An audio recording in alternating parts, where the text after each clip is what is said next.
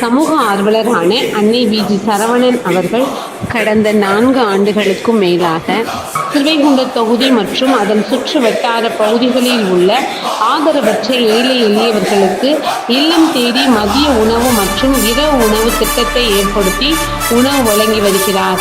இந்நிலையில் தமிழக வெற்றிக் கழகத்தின் ஐம்பெரும் கொள்கை தலைவர்களில் ஒருவரான சமூக ஆர்வலர் அஞ்சலை அம்மாளை கொள்கை தலைவராக அறிவித்ததன் ஈர்ப்பால் தமிழக வெற்றிக் கழகத்துடன் இணைந்து தமிழக வெற்றிக் கழக தலைவர் தளபதி திரு விஜய் அவர்களின் ஆசையுடன் கழக பொதுச் செயலாளர் அண்ணன் புசியன் ஆனந்த் அவர்களின் வழிகாட்டுதலின்படியும் 1000வது நாள் மதிய உணவு மற்றும் இரவு உணவு திட்டத்தை தமிழக வெற்றிக் கழகத்துடன் இணைந்து வழங்கி வருகிறார்.